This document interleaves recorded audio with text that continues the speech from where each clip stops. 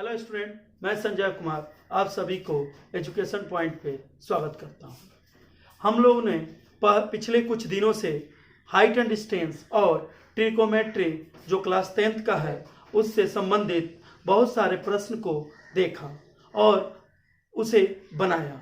ठीक है ना बच्चों, आज हम 10th क्लास के ही नेक्स्ट चैप्टर जो है linear equation, pair of linear equation in two variables के बारे में पढ़ेंगे। जैसे बच्चों, हम जब pair of linear equation in two variable की बात हमारे पास आती है तो हमारे दिमाग में बहुत सारी बातें चलने लगती है। जैसे कि लीनियर इक्वेशन क्या है, लीनियर इक्वेशन क्या है। तो बच्चों, लीनियर इक्वेशन हम लोग 9th क्लास में भी पढ़े थे कि वैसा समीकरण जिसमें कि वेरिएबल टर्म का जो पावर होता है वो 1 होता है। कितना होता है? मैक्सिमम पावर जो होता है बच्चों कितना होता है? 1 होता है। कहने का मतलब जो डिग्री होता है बच्चों कितना होता है? 1। सबसे हाईएस्ट जो पावर 1 होना चाहिए उसे हम लोग लीनियर इक्वेशन कहते हैं। जैसे बच्चों इस तरह हम लोग समझ लेंगे x + 5 = 0। ये जो इक्वेशन है बच्चों वो लीनियर इक्वेशन है, बट ये लीनियर इक्वेशन तो है लेकिन 1 वेरिएबल में है। किसमें है बच्चों? 1 वेरिएबल में है। ठीक है, तो ये लीनियर इक्वेशन किसमें है बच्चों? 1 वेरिएबल में है, क्योंकि यहाँ पे जो वेरिएबल टर्म है मात्र एक है, वह x है। लेकिन इस चैप्टर में बच्चों हम लोग को pair of linear equation 2 variable के बारे में पढ़ना है। तो उसको कैसे हम लोग लिखेंगे बच्चों? तो x + y = 8 ये लिखा हुआ है बच्चों, तो इसे हम लोग कह देंगे कि ये लीनियर इक्वेशन है, क्योंकि इस y का भी मैक्सिमम पावर 1 है और इस x का भी मैक्सिमम पावर 1 है। इसका मतलब दोनों का जो डिग्री है बच्चों 1 है। तब ये लीनियर इक्वेशन है और 2 वेरिएबल है, क्योंकि x अलग वेरिएबल टर्म है और y अलग वेरिएबल टर्म है। तो 2 डिफरेंट वेरिएबल टर्म का यहाँ पे यूज किया गया है और x + y = 8 यह एक लीनियर इक्वेशन है। लेकिन बच्चों इस चैप्टर में हमें पेयर में पढ़ना है। पेयर का मतलब होता है जोड़ा। मतलब कभी भी जो लीनियर इक्वेशन 2 वेरिएबल देगा हमेशा जोड़े में होगा। हमेशा किसमें होगा बच्चों? पेयर में होगा। तो क्यों नहीं हम पेयर ऑफ लीनियर इक्वेशन का जनरल जो फॉर्म होता है, सामान्य जो रूप होता है, उसे हम लोग देखें। तो बच्चों पेयर ऑफ लीनियर इक्वेशन का जो सामान्य रूप होता है वह इस तरह होता है a1x b1y + c1 = 0। ये पहला इक्वेशन है बच्चों। और दूसरा जो होता है a2x b2y + c2 = 0। ये हो गया बच्चों आपका दूसरा इक्वेशन, और इसे ही हम लोग pair of linear equation in 2 variable बोल देंगे। दो x अलग वेरिएबल और y अलग वेरिएबल है, जहां बच्चों जो ये a1 चाहे या b1 कहिए या ये c1 जो है ये कांस्टेंट टर्म है बच्चों। ये कौन से टर्म है? कांस्टेंट टर्म है। और शर्त ये है बच्चों, पेयर ऑफ लीनियर इक्वेशन इस फॉर्म में तो होता ही है, लेकिन a1 या ये जो b1 है बच्चों ये 0 के इक्वल नहीं होना चाहिए। कहने का मतलब a1 के जगह पे कभी 0 नहीं हो सकता और b1 के जगह पे कभी 0 नहीं हो सकता। दूसरे इक्वेशन में a2 के जगह पे 0 नहीं हो सकता बच्चों, और b2 के जगह पे 0 नहीं हो सकता। क्यों? क्योंकि जब 0 यहाँ पे पुट करेंगे बच्चों तो इसका कोई वैल्यू ही नहीं रह पाएगा, क्योंकि 0 से मल्टीप्लाई करने पे ये भी 0 हो जाएगा और ये भी क्या हो जाएगा? 0, और ये इक्वेशन के रूप में ही नहीं रह पाएगा। इसलिए बच्चों ये शर्त है कि पेयर ऑफ लीनियर इक्वेशन का सामान्य रूप तो ये होता है, लेकिन ये जो कोफिशिएंट है x का कोफिशिएंट, y का कोफिशिएंट, और दूसरे इक्वेशन में भी x का कोफिशिएंट और y का कोफिशिएंट, इसका वैल्यू हम कभी भी 0 नहीं हो सकता है बच्चों। अब हम धीरे धीरे इस चैप्टर के बारे में समझेंगे और इस चैप्टर को प्रश्न जो होते हैं उसे कैसे हल करेंगे। ठीक है बच्चों, तो हमने पेयर ऑफ लीनियर इक्वेशन का सामान्य रूप को देखा। जैसे कि बच्चों अब हम लोग ये देखेंगे कि इसके जो प्रश्न हैं कैसे सॉल्व करेंगे।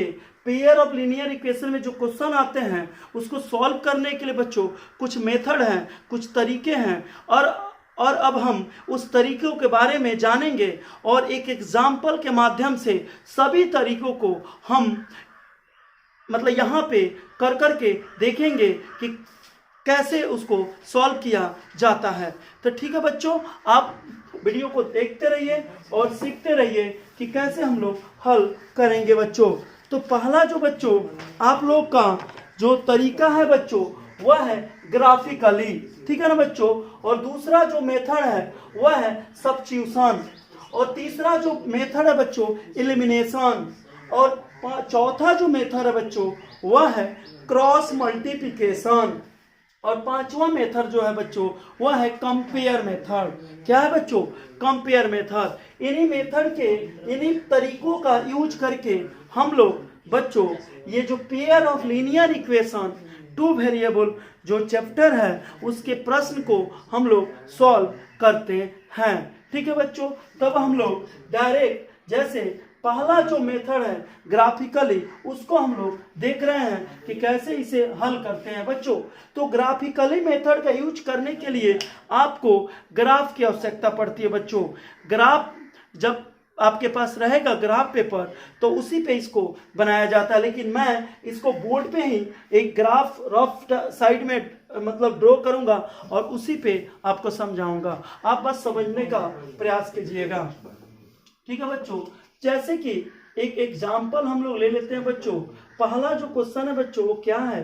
x plus 2y equal to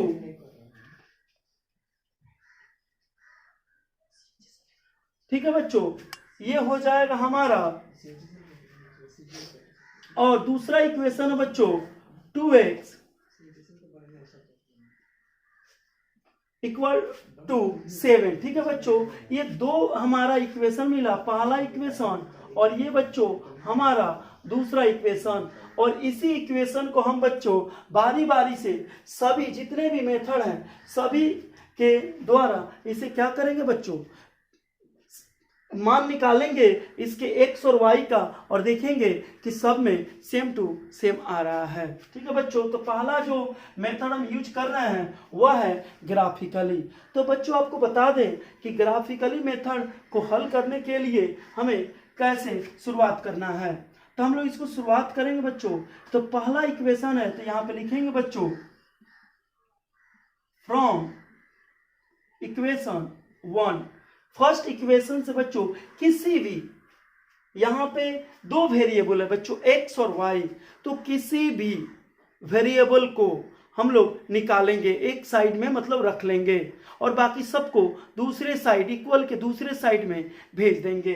जैसे अगर इक्वेशन 1 से हम x का वैल्यू निकालते हैं बच्चों तो 5 माइनस 2y हो जाएगा कि नहीं हो जाएगा बच्चों? हो गया ना। अब हम क्या करते हैं बच्चों, x का मान तो हमें मिल गया 5 माइनस 2y, लेकिन फाइनली x का मान अभी नहीं मिला है क्योंकि x का मान किस पे डिपेंड कर रहा है बच्चों? y पे डिपेंड कर रहा है। तो इसके लिए बच्चों एक खंड हम लोग बनाते हैं और इस खंड को कम से कम दो भागों में बांट देते हैं। अब 3 भाग में बांट दीजिएगा, 4 भाग में बांट दीजिएगा, कम से कम 2। तो बच्चों यहाँ पे x हो गया और नीचे क्या हो गया? y। अब बच्चों आपको बता दें कि x का जो वैल्यू है किस पे डिपेंड कर रहा है? y पे। y का मान जो रखेंगे उसी से इसका x का मान भी निर्धारित होगा। ठीक है बच्चों, तो यदि हम x y के जगह पर 0 रख देते हैं बच्चों तो 2 में 0 से 0 हो जाएगा और 5 में से 0 घटेगा कितना आ जाएगा? 5। तो x का मान कितना मिल गया बच्चों? 5 मिल गया ना। लेकिन अब नेक्स्ट फिर y का मान बच्चों यदि हम 1 रख देते हैं तब 2 1 जा 2 हो जाएगा और 5 में से 2 घटेगा, x का मान कितना मिल जाएगा बच्चों? 3 मिल गया ना। देखें कि नहीं देखें। और फिर बच्चों आगे हम लोग बढ़ते हैं फ्रॉम इक्वेशन 2। अब बच्चों हम लोग दूसरे इक्वेशन को देखते हैं।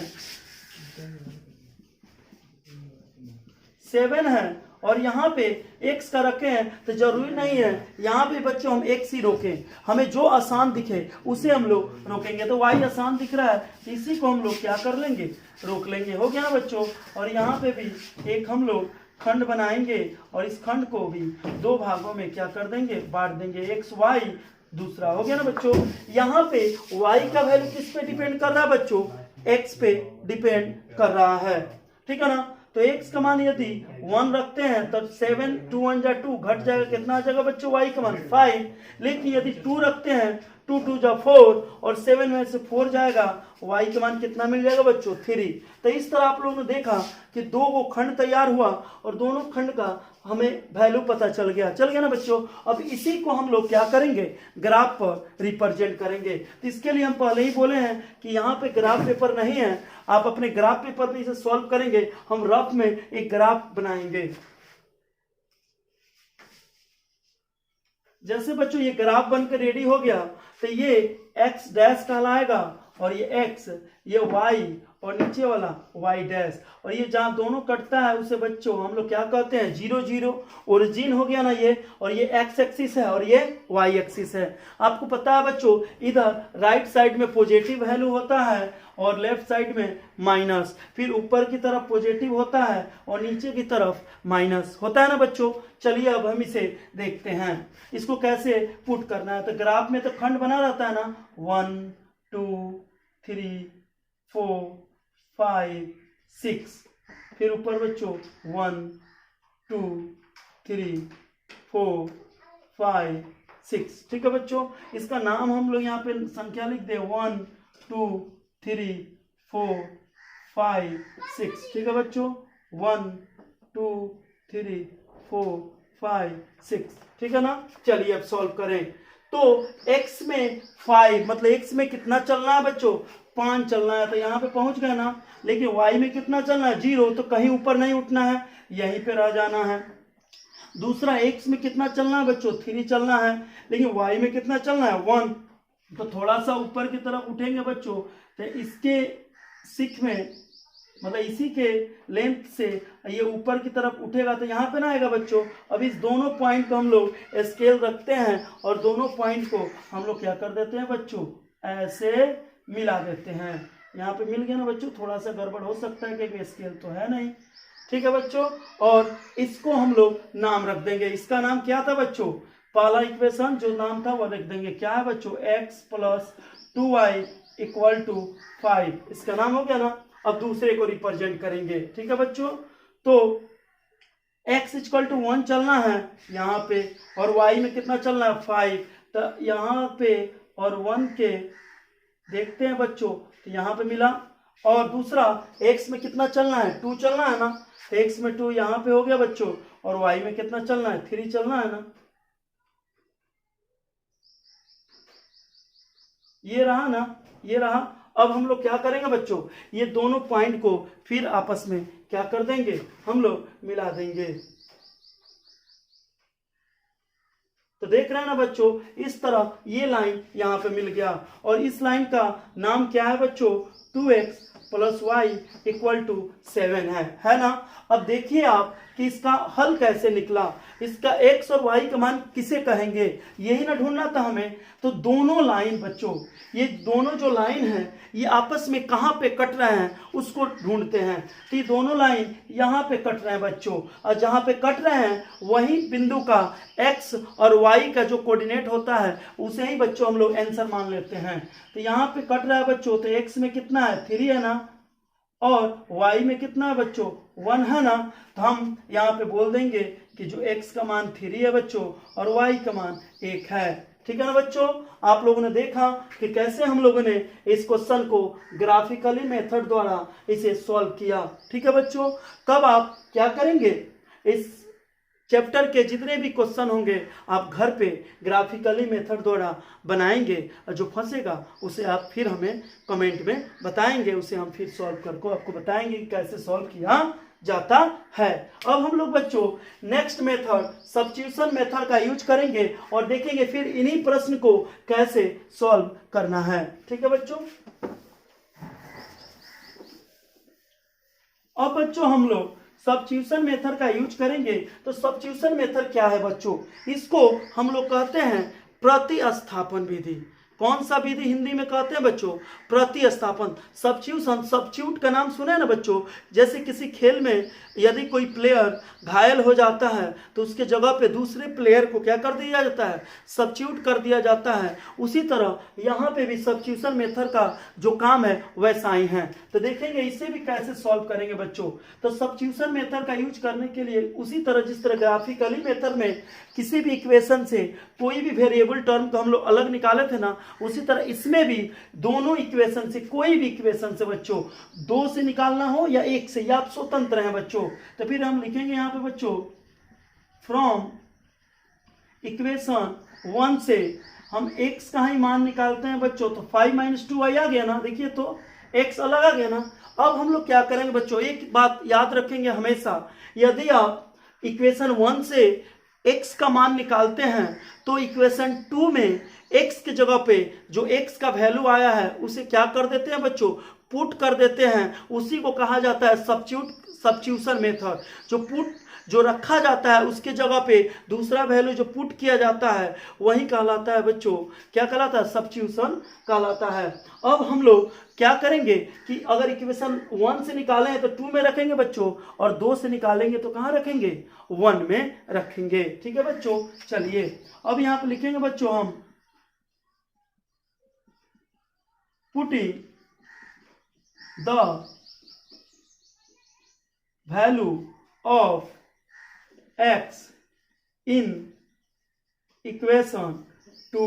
हम लोग इस x का मान बच्चों किस इक्वेशन में रख देंगे, बताया ना, 1 से निकाले हैं तो 2 में, और 2 से निकाले हैं तो 1 में। ठीक है बच्चों, तो 2 यहाँ पे है, 2x plus y equal to 7, 2 और x की जगह पर क्या लिखा जाएगा बच्चों, 5 - 2y plus y equal to 7, 5 2 जा 10, 2 2 जा 4 plus y equal to 7, 10 -4 plus y -3y हो जाएगा बच्चों, और ये हो जाएगा 7। अब देखिए 10 प्लस 7 इधर आएगा तो -3y बच्चों, यहाँ पे भी 3y, 3 से 3 कट जाएगा 1, y का मान कितना मिल जाएगा बच्चों, 1, y का मान कितना मिल गया, 1। आपको तो पता है ना, पिछला भी जो प्रश्न हम लोग ग्राफिकली मेथड द्वारा हल किए हैं तो उसमें भी y का मान 1 आया था ना, क्वेश्चन तो एक ही था, तो देख रहे हैं ना। अब हम लोग नेक्स्ट क्या करते हैं बच्चों, जो y का वैल्यू मिल जाता है ना, उस y का वैल्यू यहाँ पे हम लोग क्या कर देते हैं, पुट कर देते हैं 2, और y का मान कितना है, 1 है ना, तो 5 2 1 जा 2 3। तो आप लोगों ने देखा बच्चों कैसे x का मान फिर 3 आया, y, इसलिए बोलते हैं मेथड है ये नहीं है कि इस मेथड से बनाएंगे बच्चों तो आंसर कुछ और आ जाएगा, और दूसरे वाले मेथड से बनाएंगे बच्चों तो आंसर कुछ और आ जाएगा। किसी भी मेथड से आप बनाइए आंसर सेम ही आएगा बच्चों। अब हम लोग नेक्स्ट मेथड का यूज करते हैं एलिमिनेशन मेथड द्वारा। देखते हैं कि इस प्रश्न को कैसे बनता है। तो बच्चों फिर एलिमिनेशन मेथड क्या कहता है, एलिमिनेशन का मतलब होता है विलुप्तीकरण, या उसको लुप्तीकरण विधि कहा जाता है बच्चों। आप एलिमिनेट का नाम सुने होंगे ना, जैसे खेल से क्या किया जाता है, एलिमिनेट कर दिया जाता है, उसको क्या कर जाता है, हटा दिया जाता है। तो एलिमिनेट से ही एलिमिनेशन का संबंध है बच्चों, इसे आप लोग देखेंगे। तो हम करेंगे क्या, इस दो जो इक्वेशन, पेयर ऑफ इक्वेशन है बच्चों, इसमें किसी भी वेरिएबल टर्म को एलिमिनेट कर देंगे। हम कोशिश करेंगे कोई भी वेरिएबल टर्म एलिमिनेट हो जाए, क्या हो जाए बच्चों, वह खत्म हो जाए। तो इसे क्या करना होगा, पहले तो हमें इक्वल करना होगा कोफिशिएंट। जब तक दोनों किसी भी वेरिएबल टर्म का कोफिशिएंट इक्वल नहीं होगा, जब तक वो एलिमिनेट नहीं होगा, खत्म नहीं होगा बच्चों, तो हमें पहले क्या करते हैं, इसको हम लोग देखेंगे। जैसे जब सॉल्व करेंगे बच्चों तो x plus 2y equal to 5, ये हमारा इक्वेशन 1 है, और 2x plus y equal to 7, ये हमारा इक्वेशन 2 है। यदि बच्चों हम चाहते हैं कि हमारा x वाला टर्म एलिमिनेट हो जाए, x वाला टर्म गायब हो जाए, तो हमें x वाले टर्म का कोफिशिएंट इक्वल करना पड़ेगा। यदि बच्चों हम चाहते हैं कि y वाला टर्म मेरा गायब हो जाए, तो y वाले टर्म को हम इक्वल करेंगे। तो यहाँ पे इक्वल हम जोड़ कर नहीं कर सकते बच्चों, गुना करके कर सकते हैं या डिवाइड करके। यदि हम x को एलिमिनेट करना चाहते हैं बच्चों, तो यहाँ पे 2 है, और यहाँ पे क्या है बच्चों, यहाँ पे 1 है ना, तो हम यही ना कर सकते हैं। ये 1 है बच्चों, तो 1 में 2 से गुना कर दें, और 2 में 1 से गुना कर दें। देखो तो दोनों बराबर आ रहा है कि नहीं, आ गया कि नहीं आ गया। तो इस तरह हम लोग गुना का भी यूज कर सकते हैं और डिवाइड का भी यूज कर सकते हैं। कैसे, यहाँ पे 2 से डिवाइड कर देंगे बच्चों, और ऊपर वाले में 1 से डिवाइड कर दें। 1 से डिवाइड मतलब कोई नहीं, 1 ही आ जाएगा, आएगा कि नहीं आएगा। चलिए अब हम लोग मल्टीप्लाई करेंगे तो लिखेंगे समीकरण, जो बच्चों इक्वेशन 1 है उसमें x को इक्वल कर रहे हैं तो 2 से गुना, और इक्वेशन 2 में किससे गुना करेंगे बच्चों, 1 से गुना करेंगे। अब गुना कर लेने के बाद हमें क्या मिला बच्चों, 2 में x से 2x, 2 2 जा 4y, 5 2 जा 10, इसको इक्वेशन हम लोग 3 बोल देंगे बच्चों, और 1 से मल्टीप्लाई किए तो 2x y इक्वल टू 7, इसको इक्वेशन हम लोग बच्चों 4 बोल देंगे। ठीक है ना बच्चों। अब तो 2 इक्वेशन मिल गया, हमें दोनों जो वेरिएबल टर्म हम चाहते थे एलिमिनेट हो जाए बच्चों, वो भी हमें बराबर मिल गया। तो कैसे एलिमिनेट होगा बच्चों, इसको ध्यान देंगे, घटाने से, क्योंकि देखिए ये दोनों प्लस प्लस में बच्चों, जब इसे सबट्रैक्ट करेंगे तो 2x से 2x क्या हो जाएगा, कट जाएगा ना, घट जाएगा ना, तो हम क्या करेंगे, घटाएंगे। तो यहाँ पे बच्चों हम घटाने का काम करेंगे तो ये चिन्ह बदलेगा, और 4 से y जाएगा तो 3y, 10 से 7 जाएगा तो 3, 3 से 3 कट जाएगा, y इक्वल टू क्या मिल जाएगा बच्चों, 1 मिल जाएगा ना। देखिए तो पिछले हम फिर बनाए थे तो y का मान कितना आया था, 1 ही ना आया था। फिर हम क्या करेंगे आगे, नेक्स्ट हम क्या करेंगे बच्चों, जो y का मान है ना, इसे किसी भी इक्वेशन में क्या कर देंगे, रख देंगे, जिससे x का मान हमें मिल जाए। मन करे तो 1, मन करे 2, मान लो 1 में रखते हैं बच्चों, तो x प्लस 2 y के जगह पर 1 5 2 5 x इक्वल टू 3। देखिए ना बच्चों, तो हम लोगों ने एलिमिनेशन मेथड को भी जान लिया। अब हम लोग को नेक्स्ट मेथड जानना है क्रॉस मल्टीप्लिकेशन, और उसके बाद कंपेयर। तो क्रॉस मल्टीप्लिकेशन जानने से पहले हम लोग कंपेयर मेथड को जानते हैं। कंपेयर का मतलब क्या होता है बच्चों, तुलना करना। क्या होता है बच्चों, तुलना करना, किसी से कंपेयर करना। तो हम लोग इसमें भी वही चीज को अपनाएंगे, कंपेयर करेंगे। तो कैसे कंपेयर करेंगे बच्चों, यदि इक्वेशन 1 में x को निकालते हैं और दूसरे में भी x को, एक चीज से ना कंपेयर कीजिएगा, एक ही बिरादरी वाले से ना, हाँ, कि x का कंपेयर y से कर दीजिएगा, नहीं ना, x का कंपेयर x से ही कीजिएगा और y से कंपेयर बच्चों y से ही आप कीजिएगा। तो हम लोग क्या करेंगे, फ्रॉम इक्वेशन 1 से किसी भी वेरिएबल को निकालेंगे। y का ही निकालते हैं बच्चों, तो 2y equal to 5 minus x हो जाएगा, और y equal to 5 minus x/2 हो जाएगा। और बच्चों फ्रॉम इक्वेशन 2 से भी y ही निकालना होगा, क्योंकि 1 से जब y निकाले हैं बच्चों तो 2 से भी y ही निकालना होगा। 7 माइनस 2x आ गया ना बच्चों। अब हम लोग कंपेयर करेंगे, दोनों y तो बराबर है, तो दोनों y का जो वैल्यू उसको भी आपस में क्या कर देंगे, बराबर कर देंगे। ठीक है बच्चों। अब ये डिवाइड में 2 है, उधर जाएगा तो किसमें हो जाएगा बच्चों, मल्टीप्लाई में ना। अब देखिए 2 डिवाइड में उधर जाएगा तो मल्टीप्लाई में, 2 7 जा 14, 2 2 जा 4y। ठीक है बच्चों। अब देखिए हम लोग यहाँ पे क्या करेंगे बच्चों, यहाँ पे थोड़ा सा y का मान हम लोग निकाले हैं ना, तो यहाँ पे 7 माइनस x है ना, हम लोग 2 लिख दिए थे गलती से। ठीक है बच्चों, चलिए तो 4x हो गया ना। अब 5, ये माइनस x है बच्चों, ये -4 इधर आएगा तो कंची में बदल जाएगा, 4 में बदल जाएगा ना। अब 14, ये +5 उधर जाएगा तो माइनस होगा ना बच्चों, तो क्या हो जाएगा 3x equal to 9, x equal to 3। आ गया कि नहीं आ गया। अब हम लोग क्या करेंगे बच्चों, इस x का मान कहीं पे रख देंगे, इसमें ही मन करे तो रख देंगे। 7 माइनस 6 1 आ गया कि नहीं आ गया बच्चों। देखिए ना कितना आसान है। इस तरह बच्चों हम लोगों ने कितने मेथड को जाना, ग्राफिकली जाना, सब्स्टिट्यूशन जाना, एलिमिनेशन जाना, कंपेयर जाना। अब एक लास्ट है बच्चों, क्रॉस मल्टीप्लिकेशन। चलिए बच्चों, इसे समझने से पहले हम लोग कुछ एक बेसिक चीज को फिर हम देखेंगे और उस तरह फिर इसको प्रश्न को भी सॉल्व करेंगे। अब बच्चों हम लोग क्रॉस मल्टीप्लिकेशन मेथड को जानेंगे। तो इसका हम जानते हैं ना कि पेयर ऑफ लीनियर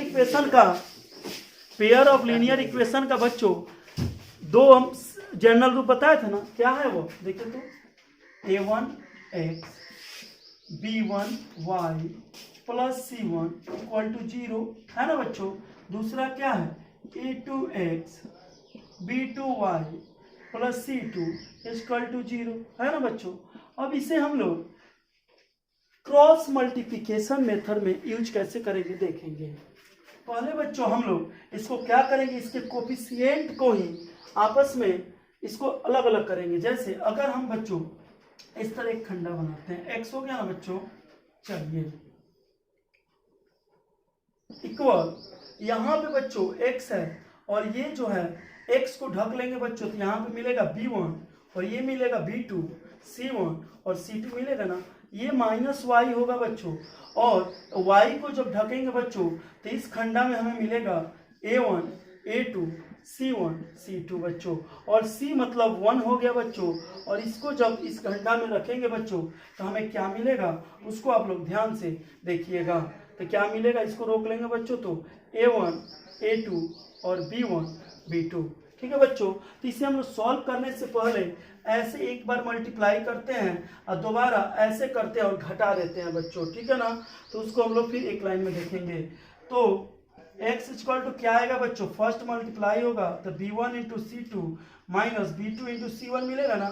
सेकेंड में भी उसी तरह बच्चों a1 into c2 a2 into c1, और 1 में बच्चों a1 into b2 b1 into a2 मिला ना।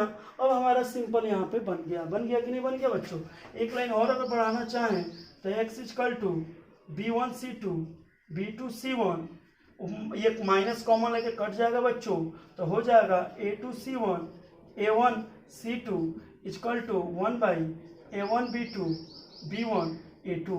ठीक है बच्चों, अब हमें x का मान निकालना है, तो यहाँ पे x ये वाले टर्म को बच्चों इसके इक्वल कर देंगे और ये वाले टर्म को भी बच्चों इसी के ना इक्वल कर देंगे। तो देखिए x बराबर मिल जाएगा बच्चों, ये भागा में इधर आएगा 1 में गुना होगा तो क्या मिलेगा बच्चों b1 c2 b2 c1 by a1 b2 b1 a2 मिलेगा ना बच्चों, और y इक्वल टू भी उसी तरह होगा बच्चों a2 c1 a1 c2 by a1 b2 b1 a2। ठीक है बच्चों, तो इस तरह हम लोगों ने सॉल्व किया कि नहीं किया। यही क्रॉस मल्टीप्लिकेशन मेथड है बच्चों, इसको हम लोगों ने डायरेक्ट किताब में मतलब ऐसे डायरेक्ट इसका मान यहाँ पे पुट कर देंगे x के जगह पे तो भी सॉल्व कर सकते हैं, और y का मान यहाँ पे मालूम है ना बच्चों।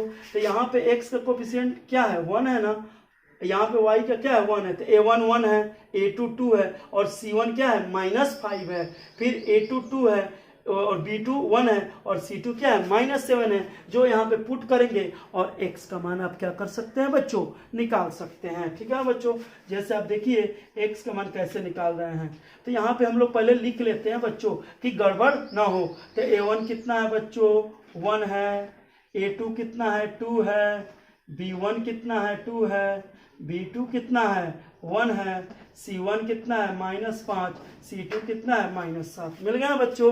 अब हम लोग क्या करते हैं इसको यहाँ पे पुट करते हैं, जैसे x निकालना है तो b1, तो b1 कितना है बच्चों 2 मल्टीप्लाई c2 कितना है -7 माइनस b2 कितना है 1 और c1 कितना है बच्चों -5 बाई a1 कितना है बच्चों 1 है और b2 कितना है बच्चों 2 है, b1 कितना है 1 है और बच्चों a2 कितना है 2 है, तो माइनस कितना आ जाएगा 14 और माइनस माइनस प्लस 5 आ जाएगा बच्चों 2 1 जा 2, और यहाँ पे बच्चों 2 यहाँ पे थोड़ा गड़बड़ हो गया बच्चों। a1 कितना है 1 है, a1 1 है और a2 कितना है बच्चों, b2 कितना है 1 है, b2 1 है बच्चों, यहाँ पे हम गलती लिख दिए थे। b2 कितना है बच्चों देखो तो a1 कितना है 1 है और b2 कितना है 1 ही ना है, हाँ ठीक है। चलिए और फिर बच्चों यहाँ पे b1 कितना है, b1 2 है ना, गलती लिखा गया था ना, और बच्चों a2 कितना है 2 है ना। चलिए तो ये कितना हो जाएगा -14 प्लस 5 हो जाएगा बच्चों, और यहाँ पे 1 और 2 2 जा 4 हो जाएगा ना, यहाँ पे घटेगा तो -9 आएगा और -3 कट जाएगा, 3 3 जा 9। तो देखे ना बच्चों, इसके पहले भी हम लोग बनाए तो x का मान 3 ही मिल रहा था, अभी भी x का मान क्या मिल रहा है बच्चों 3 ही मिल रहा है ना। अब हम लोग क्या करेंगे बच्चों y का भी मान इसी तरह निकालेंगे। ये समझ में आया ना आप बच्चों, इसको आप लोग एक बार देख लेंगे। फिर फर्स्ट में ऐसे गुना किया जाता है, सेकेंड में फर्स्ट ये जाएगा और सेकेंड ये जाएगा बच्चों, फिर फर्स्ट एक जाएगा और सेकेंड ये जाएगा, ठीक है ना। चलिए अब हम लोग इसी तरह बच्चों ये एक्स वाई का जितना मान है वाई के जगह पुट कीजिएगा तो वाई का भी मान आपको क्या हो जाएगा, मिल जाएगा। ठीक है बच्चों, तो आज के वीडियो में हम लोगों ने क्या सीखा, हम लोगों ने पेयर ऑफ लीनियर इक्वेशन के जितने भी प्रश्न हैं उसे किस किस मेथड द्वारा बनाया जाता है वे सभी मेथड को आज हम लोगों ने देखा। ठीक है बच्चों, अब हम लोग को नेक्स्ट देखना है, जैसे उस समय बताए थे कॉन्सिस्टेंट और इनकॉन्सिस्टेंट। ठीक है ना बच्चों, तो कैसे पता चलता है कि ये जो पेयर ऑफ लीनियर इक्वेशन है बच्चों वो कॉन्सिस्टेंट है और कौन सा पेयर ऑफ लीनियर इक्वेशन बच्चों इनकॉन्सिस्टेंट है। सबको हल करके तो हम पता लगा ही लेंगे बच्चों कि कॉन्सिस्टेंट उस पेयर ऑफ लीनियर इक्वेशन को कहते हैं जिसका कम से कम एक सॉल्यूशन हो, और इनकॉन्सिस्टेंट उस पेयर ऑफ लीनियर इक्वेशन को कहते हैं बच्चों जिसका कोई भी सॉल्यूशन नहीं हो। तो बच्चों अब हम लोग बस ये थोड़ा सा है जान लें, उसके बाद हम लोग नेक्स्ट जो वीडियो लाएंगे उसमें बच्चों इस चैप्टर से जो भी इंपॉर्टेंट क्वेश्चन दिखेगा उसको लेकर आएंगे। ठीक है बच्चों, तो ये बच्चों जो पेयर ऑफ लीनियर इक्वेशन में कैसे पता करेंगे कि कौन सा कॉन्सिस्टेंट है और कौन सा बच्चों इनकॉन्सिस्टेंट है, तो उसके लिए बच्चों जो जनरल फॉर्म है उसको फिर लिख दे रहे हैं a1x b1y plus c1 equal to 0। Equation 1 हो गया बच्चों, a2x b2y c2 equal to 0। Equation 2 हो गया बच्चों।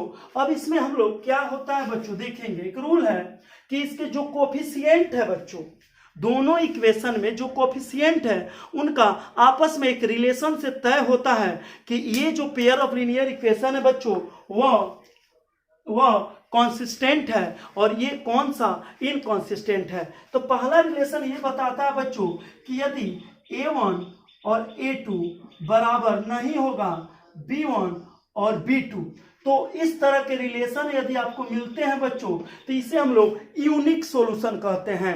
कौन सा सॉल्यूशन बच्चों कहते हैं, यूनिक सॉल्यूशन कहते हैं, यूनिक सॉल्यूशन कहते हैं बच्चों। और जब यही चीज a1 बाई a2 बराबर b1 बाई b2 बराबर c1 बाई c2 मिल जाता है बच्चों तो इसे हम लोग मेनी सॉल्यूशन कह देते हैं। क्या कहते हैं बच्चों, मेनी सॉल्यूशन, मतलब इसका बहुत सारा। जब इस तरह का सिचुएशन यहाँ पे कोई दिखेगा बच्चों उसके कोफिशिएंट के बीच में तो बोल देंगे जो पेयर ऑफ इक्वेशन है बच्चों उसका बहुत सारा हल होगा, बहुत सारा हल होगा, इनफिनाइट नंबर ऑफ सॉल्यूशन कहिए या मेनी सॉल्यूशन कहिए। ठीक है बच्चों, तीसरा जो कंडीशन है a1 बाई a2 बराबर b1 बाई b2 बराबर नहीं होगा बच्चों c1 बाई c2, तब हम लोग कह देंगे कि इसका कोई हल नहीं है और वह नो सॉल्यूशन है। तो वह जो पेयर ऑफ इक्वेशन मिलेगा जो दिया रहेगा बच्चों और उसके कोफिशिएंट को जब हम कंपेयर करेंगे तो इस तरह का सिचुएशन जब आपको मिलेगा बच्चों तो आप उसे बोल देंगे कि इसका कोई हल नहीं है, कोई सॉल्यूशन नहीं है, नो सॉल्यूशन है। ठीक है बच्चों, इसको एक और लफ्ज में समझते हैं बच्चों, जब ग्राफिकली मेथड द्वारा सॉल्व करने से पहले बच्चों, क्योंकि आपको पता होना चाहिए जो लीनियर इक्वेशन है बच्चों, ये आपको तो हम बताए नहीं, अब जानिए जो लीनियर इक्वेशन है बच्चों वो एक लाइन को रिप्रेजेंट करता है। आप देखें ना ग्राफ में कैसे हम लीनियर इक्वेशन को जब बना रहे थे तो एक लाइन बन रहा था कि नहीं बन रहा था बच्चों।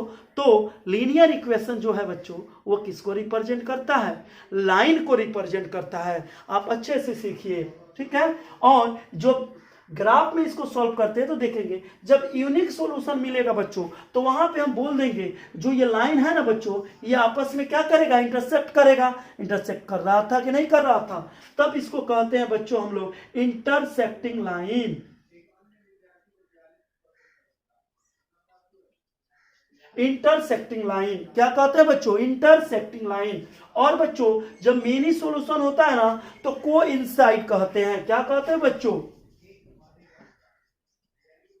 कोइंसाइड कहते हैं बच्चों। वो कौन सा है, मतलब जब मेनी सॉल्यूशन होगा ना बच्चों तो कैसा आप ग्राफ पे जब बनाइएगा तो आपको दिखेगा। मैं बता दूं कि जो एक लाइन जाएगा ना बच्चों तो दूसरे इक्वेशन का लाइन भी बच्चों उसी पे जाएगा। किस पर जाएगा बच्चों, उसी पर, एक के पे एक। जैसे ये लाइन जा रहा है ना बच्चों पहला इक्वेशन तो दूसरा भी आएगा वो इसी पे जाएगा बच्चों, तो उसे ही कहते हैं कोइंसाइड कहते हैं। क्या कहते हैं बच्चों, कोइंसाइड कहते हैं। तीसरा जो बच्चों ये नो सॉल्यूशन आएगा ना, तो नो सॉल्यूशन कब आएगा बच्चों, जब लाइन कटवे नहीं करेगा इस तरफ पैरेलल, क्योंकि देखिए जब ये यूनिक सॉल्यूशन है, यूनिक मतलब एक ही आंसर आएगा, यूनिक आएगा मतलब उसका दूसरा रूप नहीं। तो देखिए लाइन जब कट रहा है बच्चों दोनों, तो दोनों के बीच में एक कॉमन पॉइंट मिल रहा है कि नहीं, यही ना आंसर है, यही ना आंसर ग्राफ के द्वारा हम लोग देखे हैं बच्चों। अब मेनी सॉल्यूशन में जब एक के पे एक जाएगा तो बहुत सारा ना कॉमन पॉइंट मिल जाएगा, तो उसी को हम लोग क्या कहते हैं बच्चों, मेनी सॉल्यूशन कहते हैं बच्चों, ठीक है ना। और बच्चों जब ये नो सॉल्यूशन कब होगा, जब लाइन आपस में कटवे नहीं करेगा, एकदम पैरेलल चला जाएगा, तो दोनों के बीच में कोई कॉमन पॉइंट तो मिलेगा नहीं, और जब कॉमन पॉइंट मिलेगा नहीं तो उसका कोई आंसर मिलेगा नहीं मिलेगा। तो उसी को बच्चों इसको क्या कहते हैं कि ये पैरेलल लाइन है बच्चों। क्या है बच्चों, पैरेलल लाइन है। तो आप लोगों ने हमारे देखने से कि जो भी इंपॉर्टेंट चीज़ें थी इस बुक के रिलेटेड वह मैंने आप लोगों को आज के वीडियो में बता दिया। अगर कुछ बचा भी होगा बच्चों तो हम नेक्स्ट वीडियो में उसे लाएंगे और आपके सामने पूरा उसका मतलब तोड़ के एकदम आपको क्या कर देंगे, बता देंगे। ठीक है बच्चों, आज के वीडियो में बस इतना ही। यदि आपको आज का वीडियो अच्छा लगा तो उसे आप लाइक करें और उसे कमेंट में लिखें, और उसको बच्चों क्या करें, इस चैनल को सब्सक्राइब करें और दूसरे तक इसे पहुंचाएं। तो आप लोग सपोर्ट करें मेरा, मैं दिन पर दिन आप लोग के अच्छे वीडियो आप लोग के पास मैं पहुंचाता रहूंगा। और भी जो भी इम्पोर्टेंट चैप्टर हैं, जैसे फिजिक्स का चल ही रहा है, कुछ देर बाद केमिस्ट्री का भी आप लोग को मिलने लगेगा। ठीक है बच्चों, आज के लिए धन्यवाद।